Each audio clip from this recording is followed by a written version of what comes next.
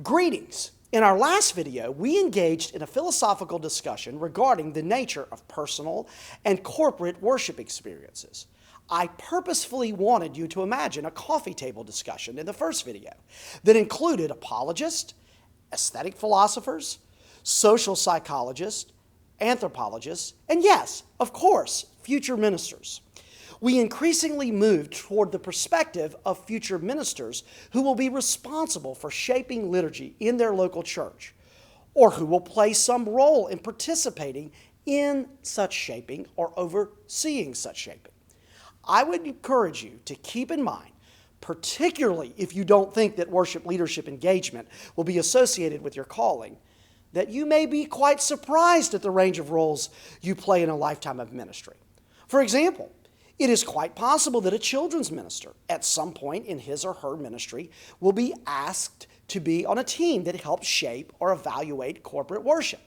And of course, sometimes roles change or expand over a lifetime of ministry. So our purpose is to help prepare you for a lifetime of ministry, not just prepare you for where you are currently serving, or even only prepare you for what you imagine you will be doing. Now, on to the incarnation of worship, part 2. I would like to define incarnation before we proceed as not to cause any confusion. Within Christian circles, the term incarnation is used most commonly and importantly to refer to the physical embodiment of the deity. Thus, the only being in the history of the universe that lays legitimate claim to that type of existence is Christ. But Webster's dictionary explains that incarnation can also refer to, quote, a concrete or actual form of a quality or concept, end quote. In this more generic sense, the term incarnation suggests a unique set of circumstances where a quality or concept emerges into physical form. Often, the church has assumed that because we have the right spiritual concepts, that is, correct doctrine, that these concepts will automatically be actuated in culture. But Christ didn't make that assumption. He worked tirelessly to help the disciples understand what the deepest spiritual truths looked like with clothes on. Christ was not only incarnate in terms of the fullness of deity being made concrete, but again and again we see in the New Testament spiritual truth becoming concrete. The incarnation of spiritual truth, if you will. We would like to think that followers of Christ would easily be able to replicate this pattern by the 21st century. But of course, we recognize there is more often than not a disconnect between spiritual reality and the contextual realization of that reality. To be more specific, the practice of incarnating truth is problematic for us and deserves attention. In relationship to our definition, I am associating spiritual truth or spiritual reality to the words quality or concept, and culture to that which is concrete or in actual form. Let's explore the abstract world a bit further. Mathematics is in this category, a purely abstract discipline. Oh, the beauty of purely abstract disciplines. Of course, what's the problem with purely abstract disciplines? They don't always work in the real world. Particularly post-Newtonian physicists proved that beautiful mathematical equations don't always work in real-world scenarios. We should think of extreme spirituality or disembodied spirituality in a similar vein. It might look good on paper, but it doesn't access the real world. Real worship begs to move beyond the conceptual. On the other hand, we might associate culture with that which is concrete. Consider that what we commonly refer to as culture is the working out of what's in the soul of a communal setting. Anthropologists look for tangible evidence of the soul of a particular community by seeking to discover and explain artifacts that reflect that culture. An associated field, ethnomusicology, explores how musical expressions demonstrate deep-seated beliefs in the villages of the world. Let's review what we have discussed thus far as we have sought to define incarnational worship. In the left-hand column, you see that which is concrete contrast that which is conceptual in the right-hand column. From that which is concrete, we readily recognize a parallel idea, that which is tangible. And we see that which is tangible flows naturally from the conceptual domain. We could further specify in the left column that artifacts are a type of tangible thing, whereas abstract disciplines emerge from that which is intangible. While I proposed mathematics as the quintessential example of abstract disciplines, we could also say that the humanities tend toward that domain. In like manner, consider under the left column that artifacts point to the anthropologist, or, in a seminary setting, the archaeologist, fields that by their very nature include both scientific and humanities research. Finally, all that is in the left column could be placed in the cultural domain for our purposes, and all that is in the right column could be placed in the spiritual domain. I hope at this point that you are feeling some tension between the two camps. Most evangelical theologians would probably rather defend the pure worship camp rather than a culturally relevant worship camp, even if what we mean by pure worship is extreme. In fact, I've struggled to find the appropriate word to associate with this extreme in worship. So you might prefer to think of the disembodied extreme with T.W. Hunt's label, puritanical. It's fairly obvious that changing this camp from pure worship to puritanical worship would now cause some of us to shy away from that extreme. I think it's fair to say that we could probably all think of at least a few examples where sincere worshipers were seeking pure worship but ended up with puritanical worship. Speaking of examples that might be called to mind, let's do a brief historical review of how various past worshipers have gone to one extreme or the other. Well, we could start by picking on Emperor Constantine. I'm not sure Constantine always gets a fair shake, but even the most ardent supporter would have to recognize areas of compromise in Constantine's approach to Christianizing Europe. And we still live with many of the consequences of the compromises he made in the name of improving the corporate worship experience or growing numbers for the corporate worship experience. So some examples of this would be things like our Christmas trees, and I have a Christmas tree in my house, so I'm not picking on Christmas trees per se, but it's an example of where compromises began to be made with pagan practices that were associated with or included in Christian worship. I'm sure most all of you have probably seen a Christmas tree in a sanctuary around Christmas time. Well, there are other compromises by Constantine that cut deeper into the framework of what we're seeking to do in our Sunday morning gatherings. Others might suggest that we pick on the Calvinists as the other extreme, pointing to the destruction of much sacred art in Europe. Although, as Francis Schaeffer points out, the emergence of Calvinism was not an anti-art movement in all respects. In fact, some of the most interesting nature art for the glory of God in the history of the West emerged along Reformed artists. For example, Dürer. And this is a topic we'll explore further in the History of Worship lectures. Perhaps a better question to ask historically would be, did anybody get it right? If there is an argument for any culture getting it right, I think most of us would vote for certain eras in the history of Jewish culture. They kind of had an advantage in that God directly suggested particular religious feasts and festivals that would define their culture as a culture of worship. Some of us would like to say Western worship practices in general, or at least Protestant worship practices, could also be considered ideal.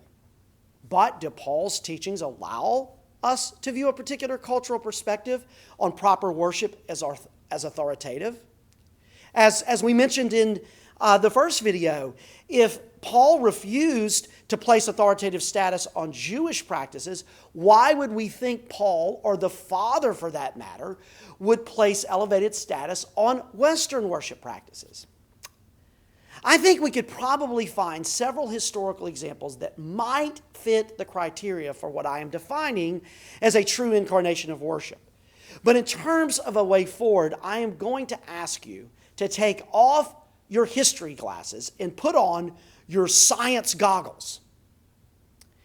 If we put our problem, and our problem being the reconciliation of pure worship and culturally relevant worship, in chemistry terms, we could consider a basic experiment related to liquid density you might have conducted during your elementary years. If one pours honey into an empty jar, few other liquids will penetrate the honey. For example, one could pour blue dishwasher liquid into the jar and it would settle on top of the brown honey. Then one could pour water, perhaps colored green, on top of the blue dishwasher liquid. Cooking oil could then be poured on top of the water, and one could even create a fifth level by pouring rubbing alcohol, perhaps colored purple, on top of the oil. What we would have at that point looks a lot like attempts to do blended worship, where we are trying to make everyone happy. I'm reminded at this point of one of the many profound passages from Tolkien's Fellowship of the Ring. When Gandalf comes to Saruman for wisdom regarding the ring, he quickly comes to understand that Saruman is no longer Saruman the White, but a self-proclaimed Saruman the Wise and Saruman of many colors. This color illustration is perhaps helpful because remember, white is the presence of all colors. When we try through our human efforts to bring all of our cultural colors to worship, we will end up with a rainbow of self-worship. But when Christ takes what we bring and fuses our cultural colors, the result is a brilliant, shining unity. Like any attempt to use a physical illustration to indicate spiritual reality, this one is not perfect because Christ does not wish to destroy cultural identity so long as it does not contradict his word. So let's consider another chemistry example to explore the issue. As noted above, we are not looking for a mixture, which in reality, the 5 stacked liquids will create. Constantine's approach would be an example of forcing a mixture. A little bit of Christianity, a little bit of culture, and poof, we have effective Christian worship. Not so much.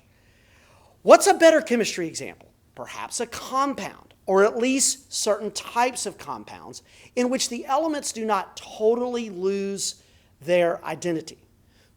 Scripture tells us that Christ was willing to alter his identity, not in terms of losing deity, but in terms of taking on flesh by coming to earth. We see this reality in Philippians 2, 5 through 11. So obviously, Christ has done his part to be incarnate. The question is whether we are willing to submit who we are culturally to be totally baptized with spirit and fire by Christ so that we may be made new in all cultural practices. Should the model for our biblical mandate to facilitate worship in every nation and tongue be a homogeneous mixture of culture and distinctly Christian spirituality? Or should our model be a newly formed worshiping community, a worshiping culture that emerges and is sustained by the life-giving resurrection power of Jesus? Thus, the most important quality of incarnated worship is its distinctive Christian character. But some, or even many, of the traces of that original culture will remain, while recognizing that cultural practices that clearly conflict with biblical teaching must be purged. Excusing every cultural word and action as contextually valid is a dangerous extreme. Likewise, failing to recognize the value of the cultural wrappings of any particular Christian worshiping community or tradition leads one into a common deceptive trap of the enemy. The consideration of one's own cultural manifestation of worship as being superior. Ouch, that one hurts me as well. Although a unique cultural manifestation of Christian worship can be permanent, binding, or enduring, one must clearly distinguish the original elements that led to that compound, Christ-centered, biblically informed worship being the only essential that must remain consistent across all cultural domains. Now that we've defined what we mean by the incarnation of worship, let's consider our tools for finding the right balance. Remember, if we have worship that is only cultural, then it will be relevant without revelation. And if our worship is of a disembodied spiritual nature, then it might be doctrinally sound, but without a valid diagnosis and prescription for a dying culture. Let's pretend like we are Michelangelo in this process. He used a marble stone that had been rejected to create one of the finest masterpieces in the history of art.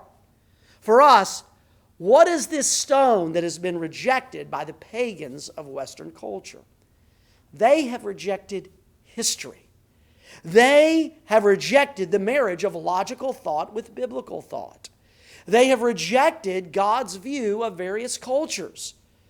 Diversity as divinely appointed boundaries to unity. Yet Christ provides the possibility for unity through himself. Most importantly, these pagans in our current culture have rejected the authority of the Word of God. This is the marble we give to you. We want each of you to begin your sculpting of worship ministry through this call. Some of you have begun several years ago, but need a fresh perspective on the great challenges that lay before us as worship leaders. Depending on where you are in your theological education, you may have already begun to acquire the tools you will need. So the tools for sculpting worship are these. Number one, biblical foundations. Number two, theological foundations. Number three, historical foundations. Number four, cultural observational mechanisms. And number five, aesthetic evaluation mechanisms. Now, for years, when I presented this review, this introduction to worship leadership through the lens of incarnational worship, I stopped with these five foundations. But then I realized, and I would catch myself saying in lectures in some instances, well, you can have all of these tools as your worship team when you're developing, thinking through, observing worship. And yet, if you're missing another key component not listed in these five elements, we're not going to get to incarnational worship. And some of you might have already thought of this as I laid out the five foundations. Of course, we must seek the Lord's wisdom in prayer. You see, if we have these five foundations in place, we could be tempted to be prideful about our understanding of the foundations of worship and not seek God's wisdom. I mean, in fact, He's the one who's going to show us how to balance those two overall camps that we talked about at the beginning of this presentation. So absolutely, individually, as ministers of the gospel, but also with the team that God will put you with in creating, shaping, evaluating worship, whatever your role might be there, perhaps overseeing with someone else being more of the person who actually does the music leading. Well, whatever your role might be, it's critical that your team comes to the Lord humbly as you're seeking to equip one another and share with one another from these tools that we've discussed. It's critical that you seek the Lord's wisdom and ask Him to do something that only He can do, which is the emergence of incarnational worship.